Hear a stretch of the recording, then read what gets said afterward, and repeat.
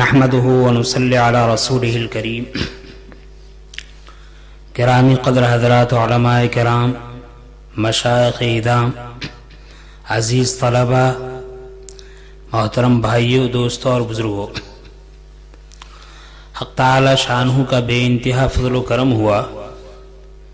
کہ آج ختم بخاری شریف کی مجلس میں ہم سب کو شرکت کا موقع عطا فرمایا۔ اللہ تعالی ہماری اس حاضری کو بے انتہا قبول فرمائے۔ الحمدللہ ہمارے اکابر کی محنتوں کا یہ صلہ ہے کہ برطانیہ جیسے اس ملک میں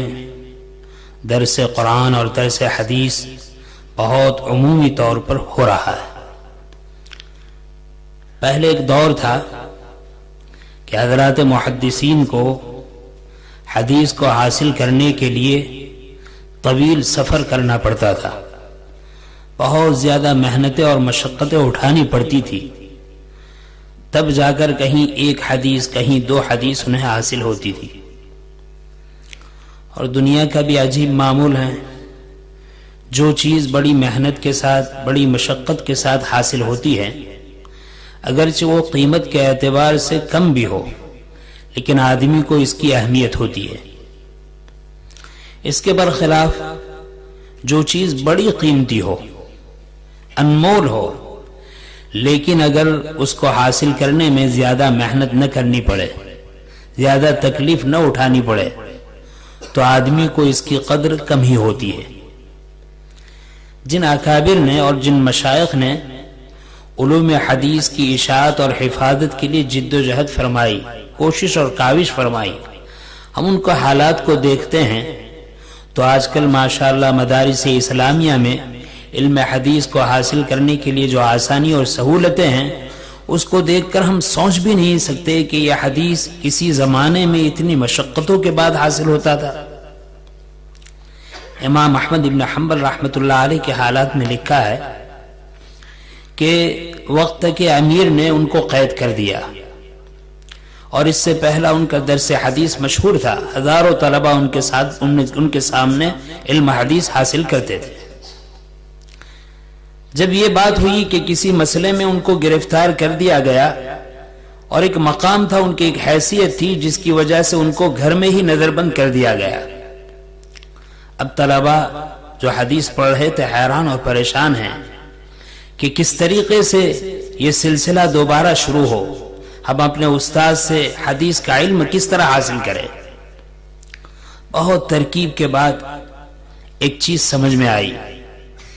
وہ یہ سمجھ میں آئی کہ کسی طرح امام صاحب پر کہلوایا کہ حضرت جب آپ موجود تھے ہمارے سامنے تو ہم آج سے حدیث پڑھا کرتے تھے، آج یہ موقع ہے کہ آپ کو اپنے گھر میں نظر بند کر دیا گیا ہے اور ہم علم حدیث کے حصول سے اور علم سے محروم ہیں، کوئی شکل ایسی نکل جائے کہ جس کی وجہ سے یہ سلسلہ دوبارہ شروع ہو جائے۔ امام احمد بن حنبل علیہ الرحمہ نے پیغام بھیجا کہ ہاں ایک شکل ہے،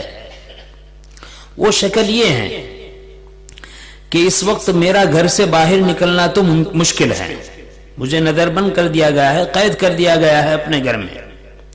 البتہ اتنی اجازت ہے کہ میرے گھر کے دروازے پر کوئی سائل آ جائے اور سائل آنے کے بعد سوال کرے تو مجھے اتنی اجازت ہے کہ اپنے گھر کے اندر سے باہر دروازے پر آؤں اور سائل کے سوال کو پورا کروں۔ چنانچہ یہ شکل ہو سکتی ہے کہ جتنے حدیث کے پڑھنے والے ہیں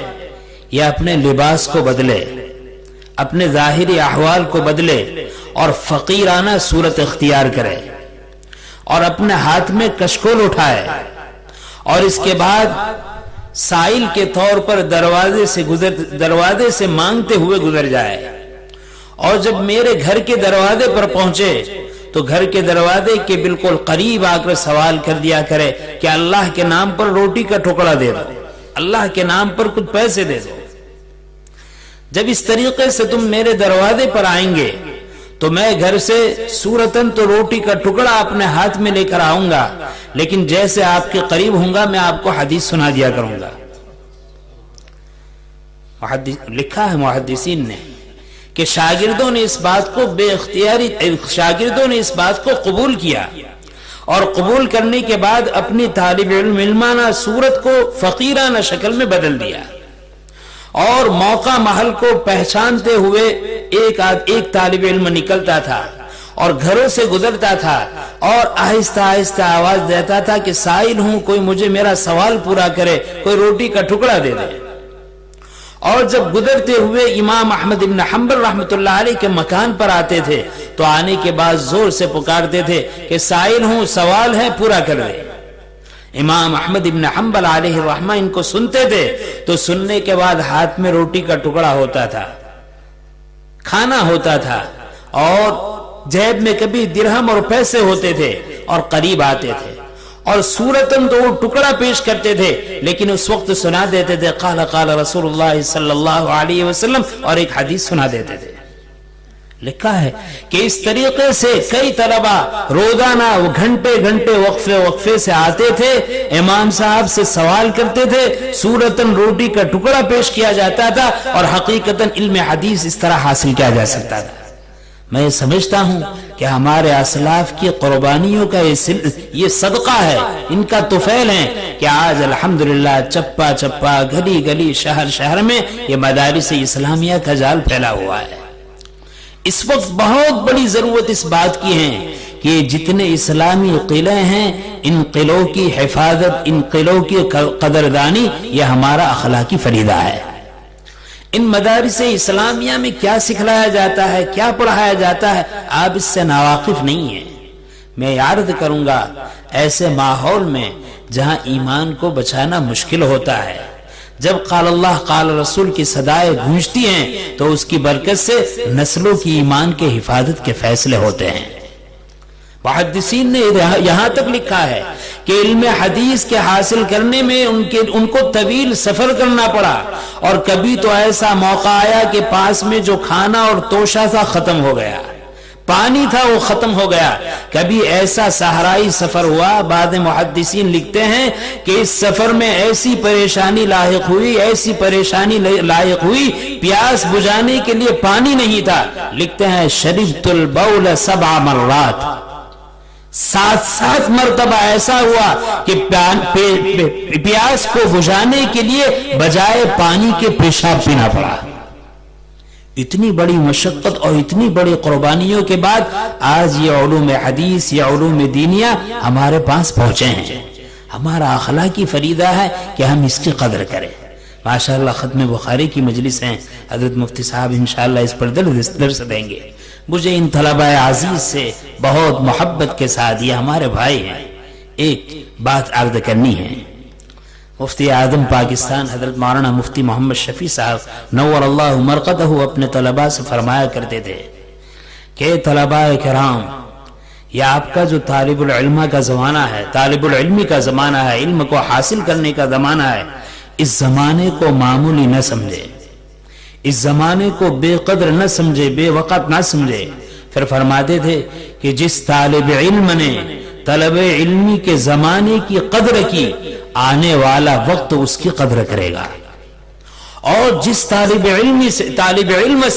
طلب علمی کے زمانے میں اس وقت کی ناقدری ہوئی، کہیں ایسا نہ ہو کہ آنے والا وقت ان کی ناقدری کر دے۔ ہم اپنے کو پہچانیں۔ آج مصیبت یہ ہے کہ بعض مرتبہ ہم احساس کمتری میں مبتلا ہو جاتے ہیں۔ ہم نے کیا حاصل کیا، ہم کیا کر رہے ہیں؟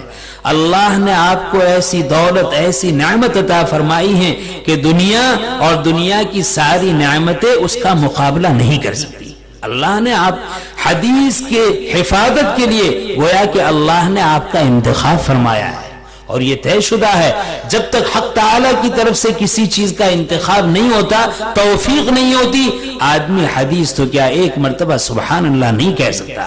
کتنے سارے ایسے طلبہ جو اس عمر کے ہیں، جو ان کے ساتھ بڑے ہوئے ہیں، اس ملک میں پیدا ہوئے ہیں، جس وقت انہوں نے داخلہ لیا، نہ جانے انہوں نے کیسی کیسی یونیورسٹیوں میں داخلہ لیا ہوگا، نہ جانے کیسی کیسی فیکٹریوں میں اپنے آپ کو لگایا ہوگا۔ آج 6 سالہ 7 سالہ نصاب پورا کر کے یہ حدیث کے علوم کی تکمیل کر رہے ہیں، درس نظامی کی تکمیل کر رہے ہیں۔ اللہ نے خود ان کا انتخاب فرمایا، اور اس کے بعد اپنی عظیم نعمت کو انہیں عطا فرمایا۔ یہ قابل قدر ہیں، قابل نعمت ہیں۔ لیکن آج کی دنیا کا حال یہ ہے کہ علوم نبوت کی قیمت وہ بجائے قدرداں کے دنیا کی مارکیٹوں میں لگاتے ہیں، دنیا کی منڈیوں میں لگاتے ہیں، اس لیے ہمیں دھوکہ ہوتا ہے۔ یہ علوم نبوت علوم آخرت ہیں، اس کی قدر و قیمت دنیا اور دنیا کے انسان ادا نہیں کر سکتے،